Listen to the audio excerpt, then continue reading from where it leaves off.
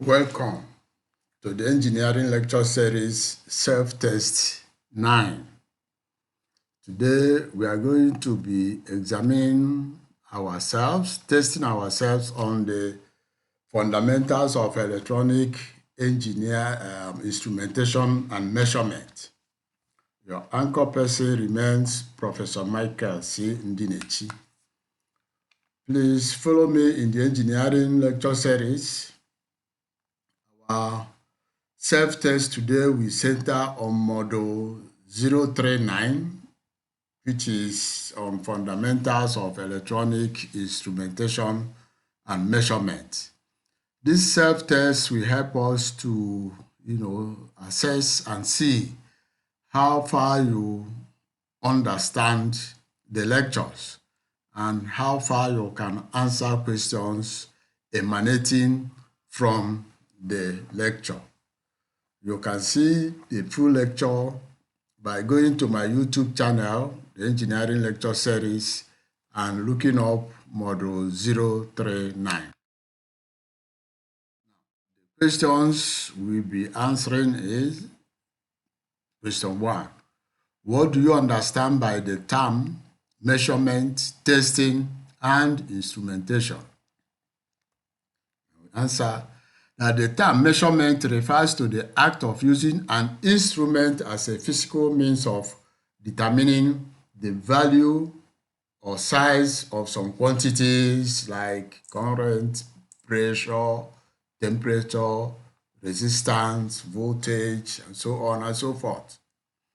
Then the term testing is used if the measurements are taken to ascertain whether some product conforms to specified standards and quality. In other words, you have known what you want, you have a product, you want to confirm that this product satisfies what you want. When you are doing that, you say that you are testing the equipment. Now, you talk of instrumentation as the science and practice of measuring, monitoring, and controlling physical quantities such as pressure, temperature, flow, level, speed, voltage, current, anything. When you do that using instruments or devices or systems, you say that you are practicing instrumentation. So, this instrumentation involves the design, development, installation and maintenance of instruments and control systems to ensure accurate measurement and efficient operation of industrial, scientific, and engineering processes. So, with a stable diagram, show the 3 basic building blocks of a general purpose measuring instrument. This is as shown in Fig 1, the building block of a general purpose measuring instrument. We have detecting device, which is usually a transducer, a signal conditioner, which is usually an amplifier, and an indicator or a recording device. Now, the detecting device, which is primarily a transducer, converts energy from one form into another. That is the primary aim of any transducer, to convert energy from one form to another. Then the signal conditioner helps to amplify the signal to the point the quantity can be measured. And of course, when you measure, you either use it for record purposes or for just display. So these are the 3 building blocks. Let's quickly look at each of the blocks.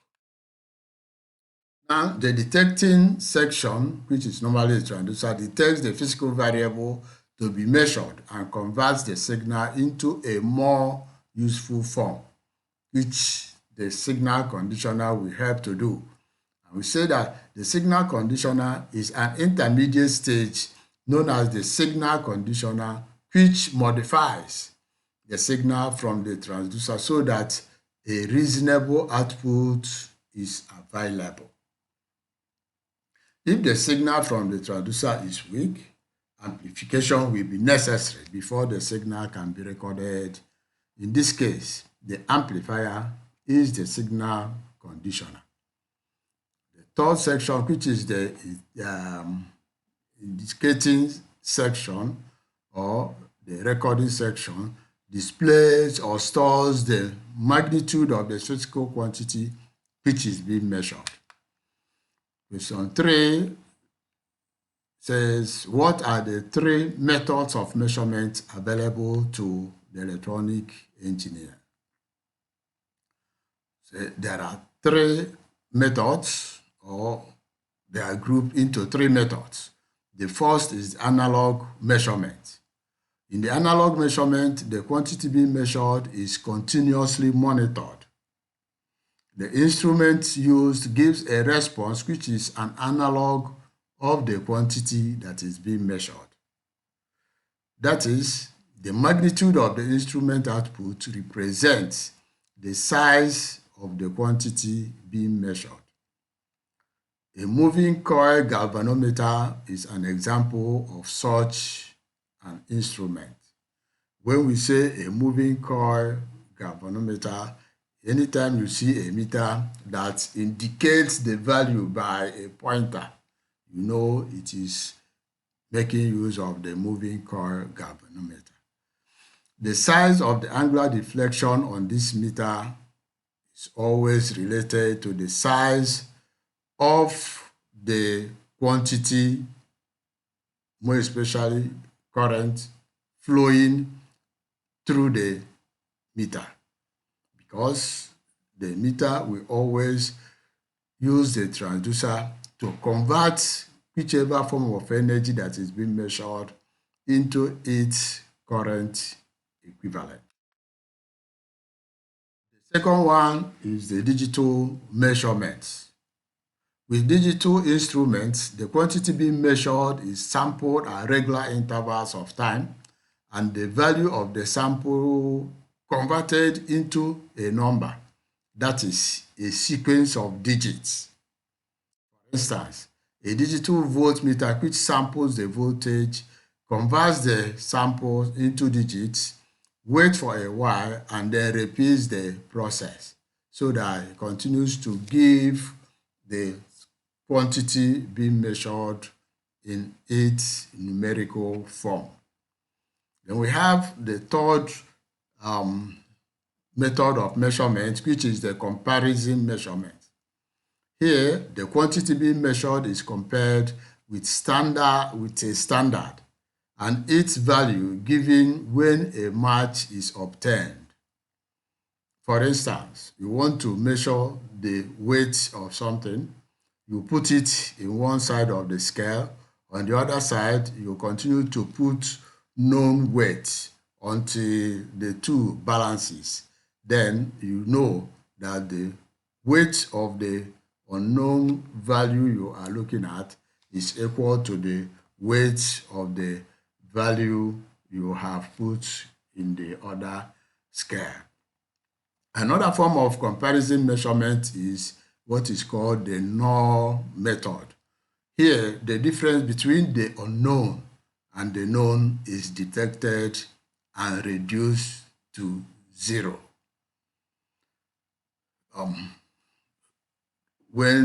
More especially when you use a potentiometer to do, so you make sure that the reading in between the two is at 0. Then that helps you to know the value from the unknown value from the known. Then, 4, so define the following terms with reference to electronic instrumentation: A, sensitivity; B, accuracy; C, precision; D, resolution; E, stability; and F, system response. Now, these terms are very necessary that you understand them insofar as you're going to be a practicing engineer that will be making use of instruments for your measurement. You must know and differentiate between these 6 terms. So the first one, which is the sensitivity, and we say the response of the instrument to a change in input of the measured value is termed the sensitivity of the instrument. It is concerned with the detecting efficiency of the measuring device you are using. A highly sensitive instrument produces a large indication for small change in the physical variable being measured. In other words, if you have your equipment and there is a small change of, say, current you're measuring from 0.1 microamp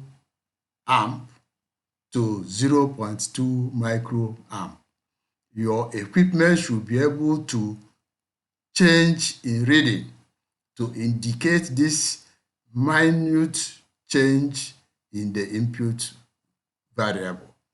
So, as your instrument is able to indicate this, you say that your instrument is having a very good sensitivity. In other words, it can respond to any slightest change in the input voltage.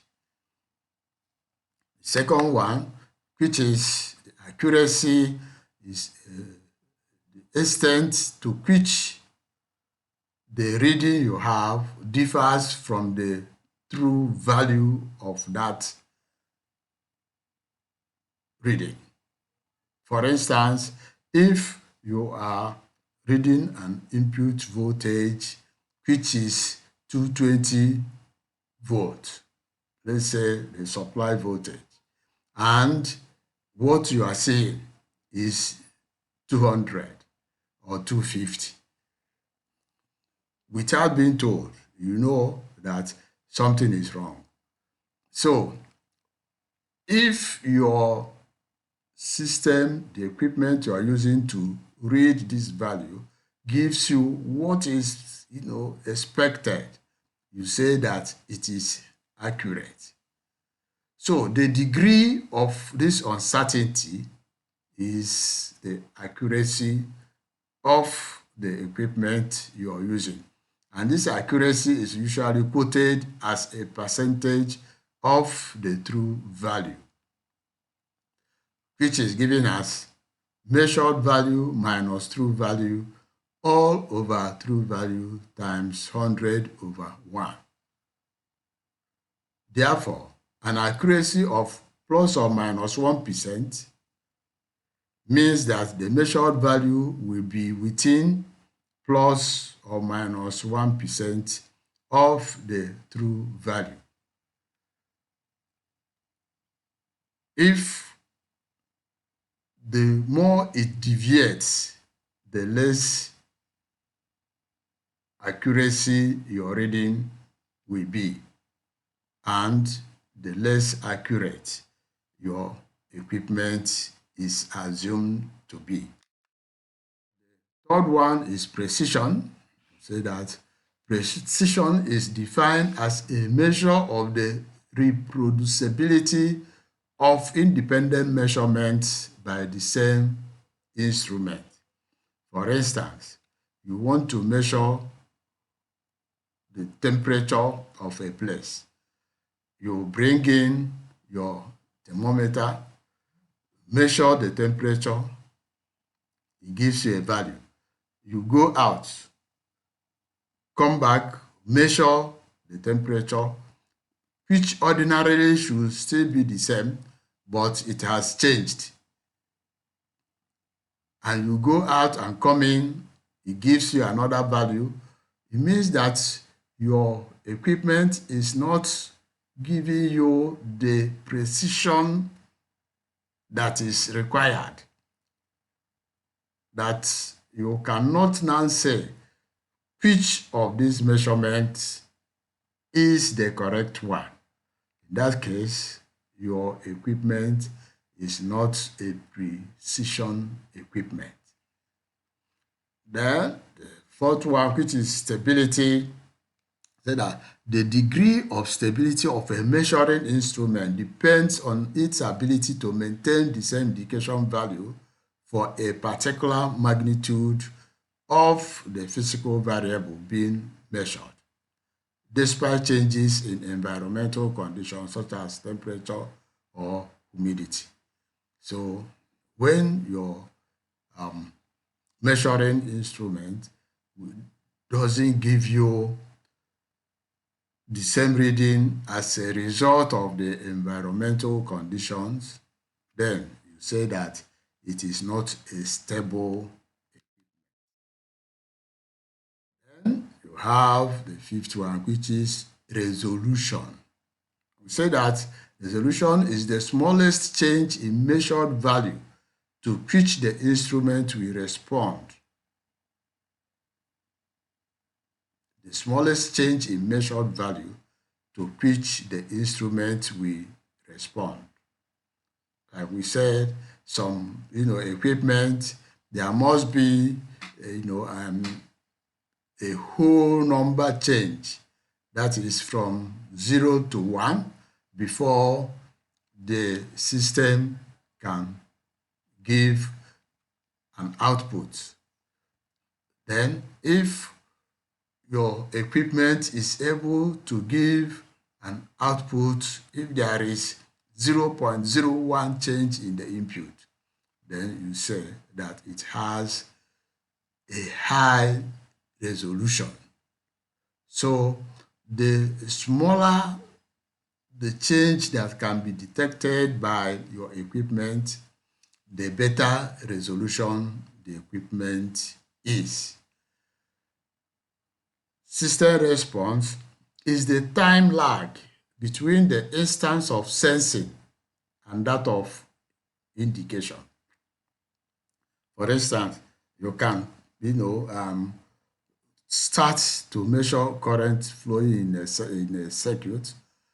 Before it indicates the final value of the current, it takes some seconds.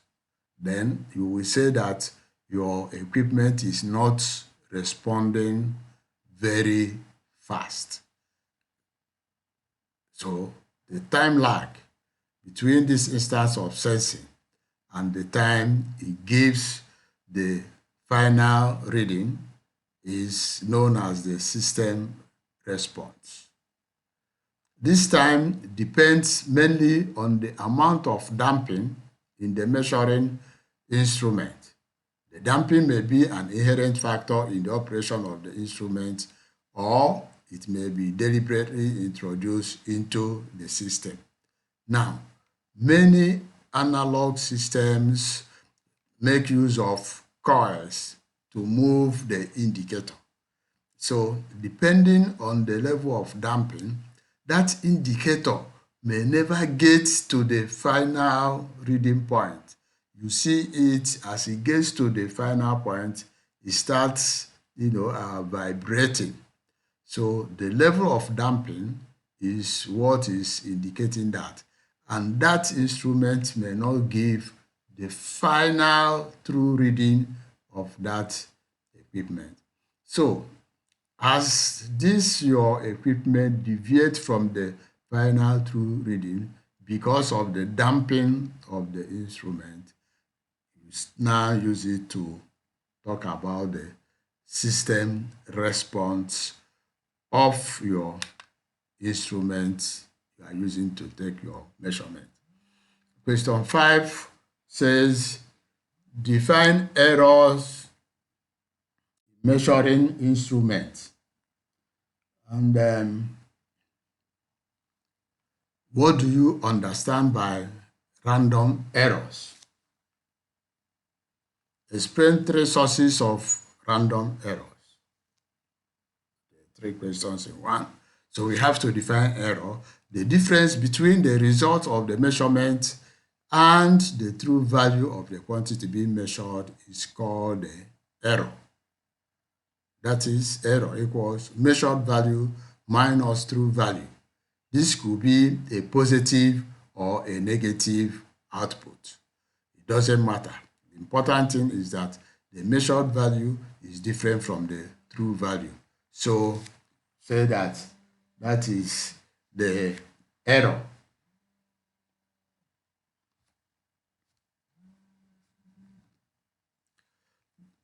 It's given as percentage error equals error over true error times 100 over 1. Now, random errors are those errors that vary in an unpredictable manner between successive readings of the same quantity. Vary both in the size of the error and on whether the error is positive or negative.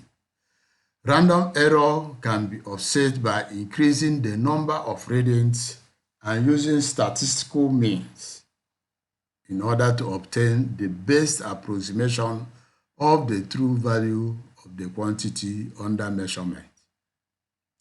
The following are common sources of random errors. We have said that they are unpredictable. So, what do we think that makes them unpredictable? One is the type of the error and where it is coming from. And the first one is if it's coming from the operation of the equipment, probably by the user. We call that operating errors. So these operating errors are those errors that arise because an operator is taking the measurement. It's a human being, is likely to make measurements.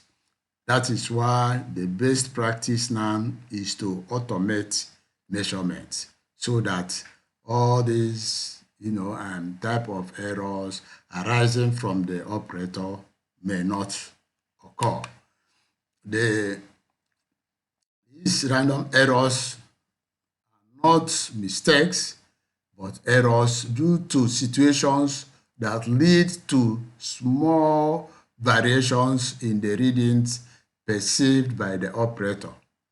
They include the errors in reading the position of the pointer on the scale due to the scale and pointer not being in the same plane, which is known as the parallax error.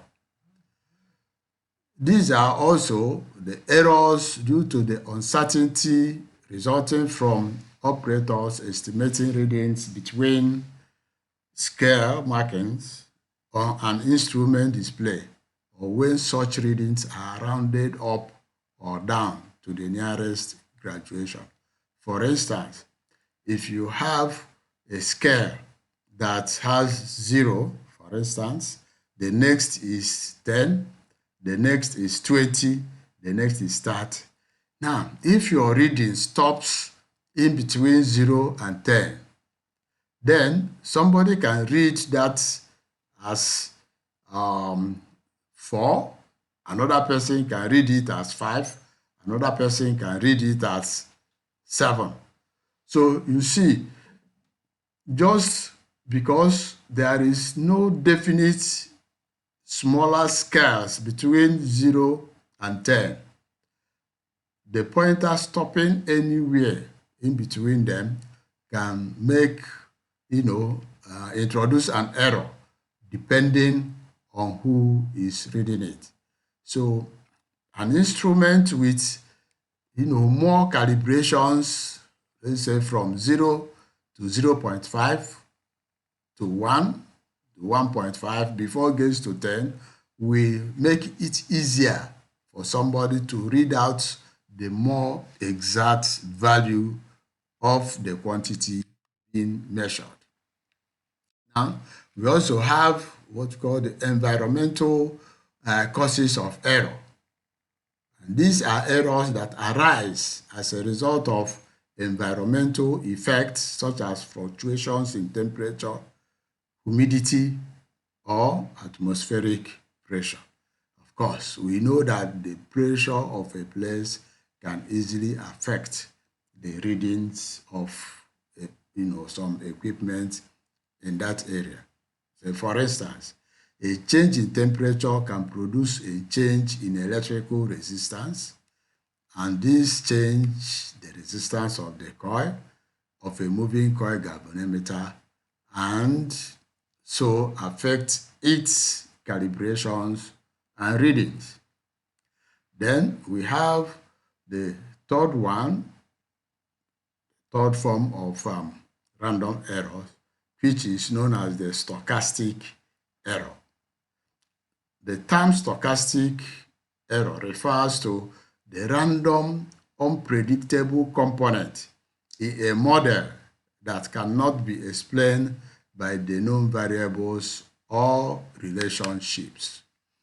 It is regarded as the random noise in the data or model results. When we say noise, we are talking of unwanted signal, unwanted effect in any model you are looking at. You term it noise because it is unwanted. Now, this stochastic is that part of the outcome that cannot be predicted or explained based on the input variables because it is caused by an unknown factor. Let's take, for instance, we are looking at a regression model where we say y equals mu naught x naught plus mu 1 x1 plus epsilon. Now, you know from this simple thing, if you know what mu is and know what x is, then you ordinarily should know what y should be.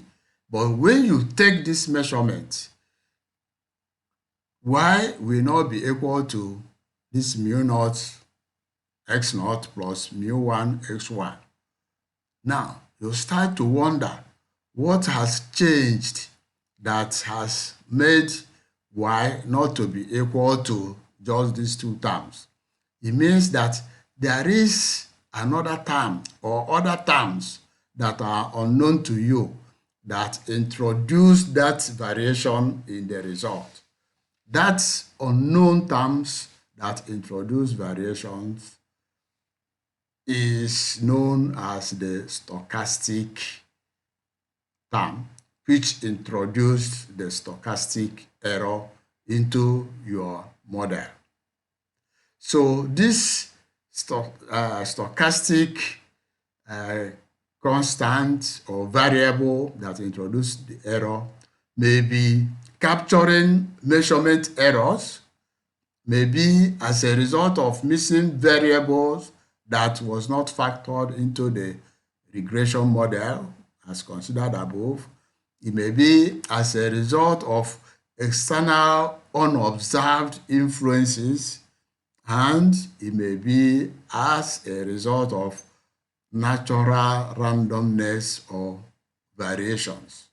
So we say that the stochastic error arises from an unpredictable and unknown variable that is part of the measuring but not known to the system. 6. What class of errors are known as systematic errors? So, systematic errors are errors that remain constant with repeated measurements. Their common sources are construction errors. These errors result from the manufacture of an instrument or the equipment and the components used. They arise from such causes as tolerances on the dimensions of components and on the values of electrical components used. For instance, if you are using a resistor, this resistor will have some level of tolerances. It tell you that it is this value plus or minus 5%, 2%. So by the time you do that, you see that the value is a range. When you now use it in an equipment, you will see that it will affect that equipment when it is used in measuring variables. So it will remain constant that any time you use that equipment to take measurements, that error will be inherent in it. We call it the construction error. It is systematic because it remains the same, irrespective of where that equipment is used. The second one is the equipment error, which we say may be a fault in an instrument which makes calibration incorrect. If you take, for instance, in your car speedometer, if it is an analog one and it is, aging, you see that when it says 100 kilometers per hour, which ordinarily means that for every hour, it covers 100 kilometers.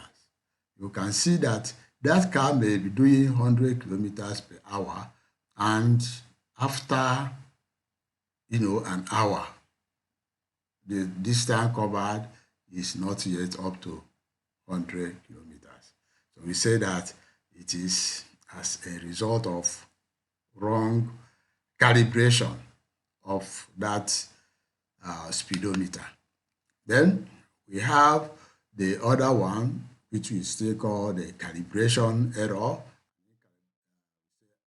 Incorrect calibration may result in instruments being high or low over its entire range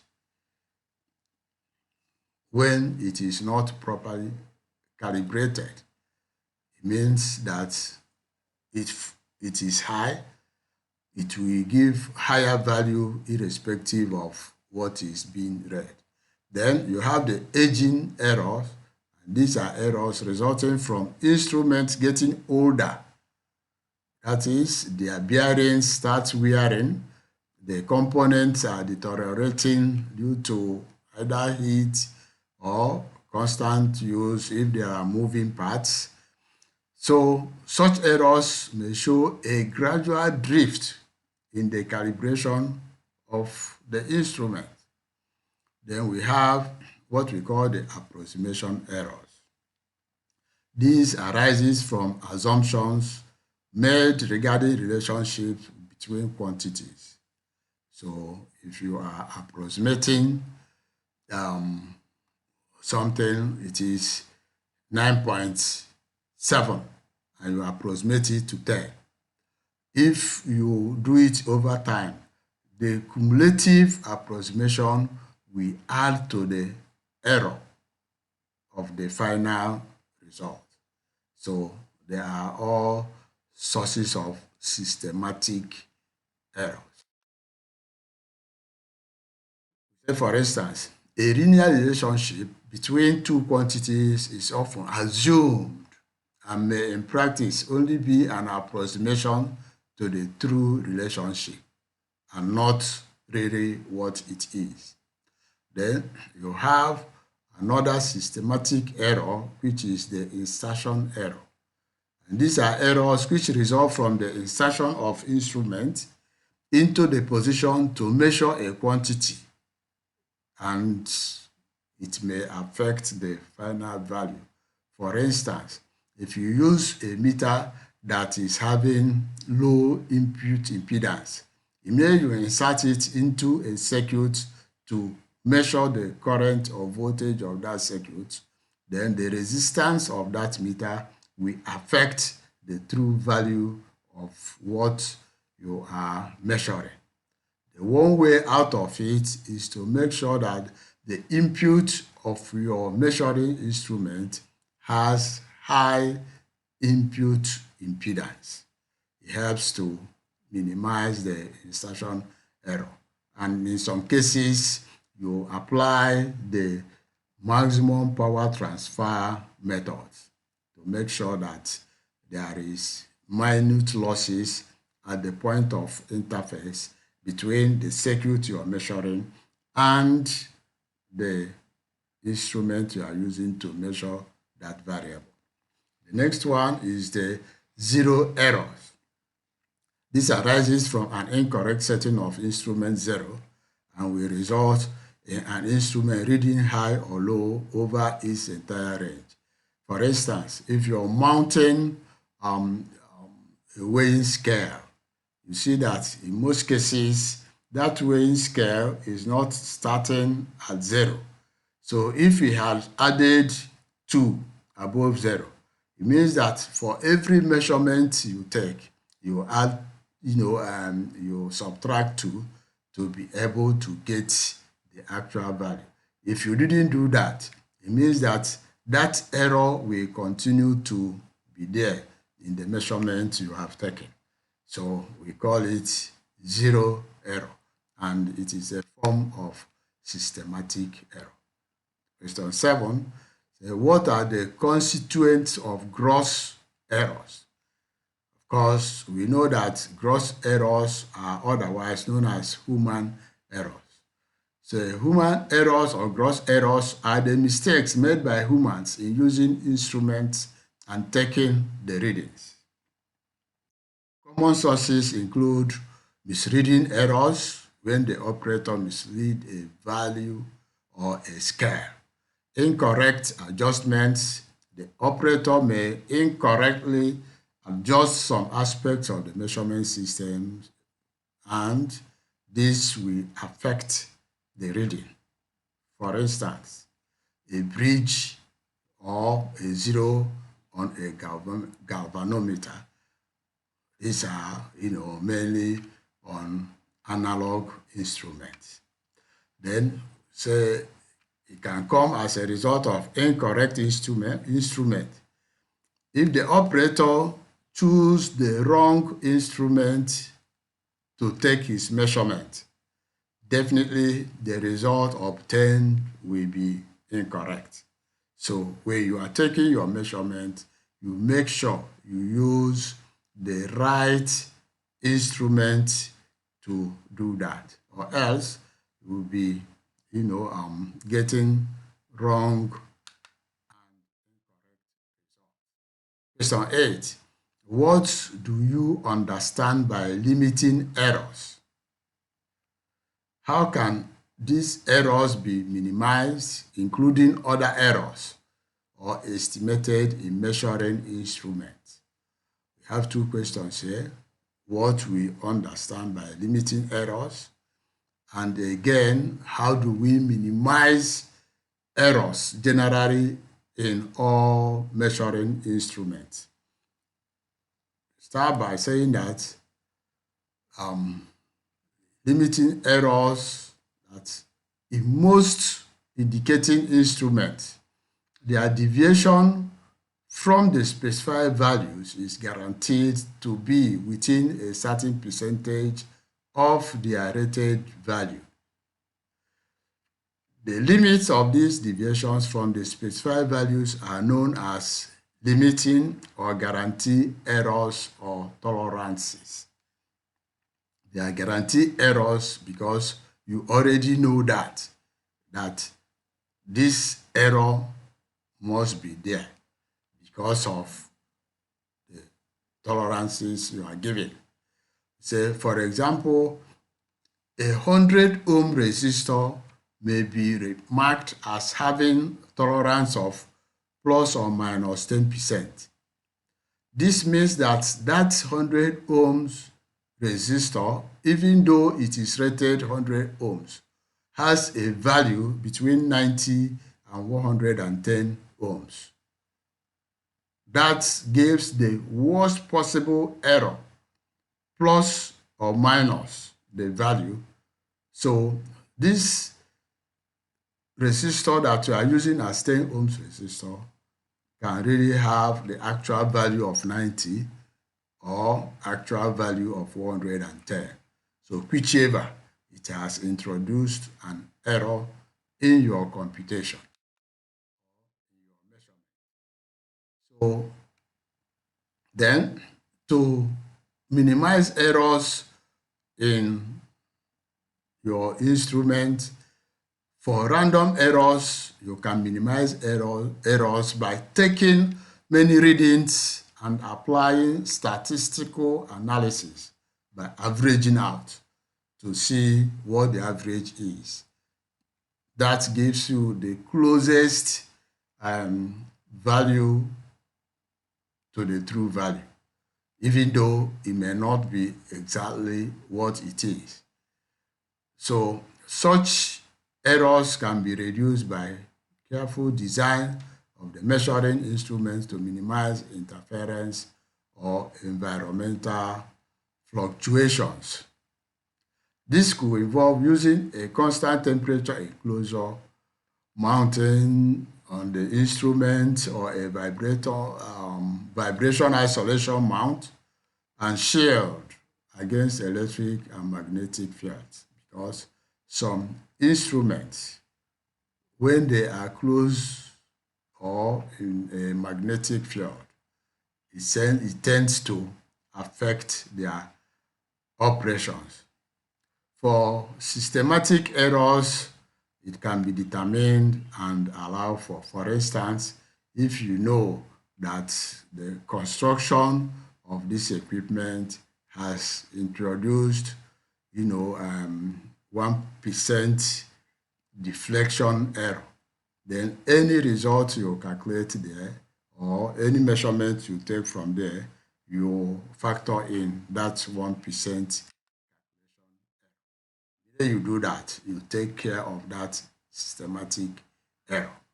So we say that many systematic errors can be reduced by careful inspection and maintenance of instruments to ensure proper operations.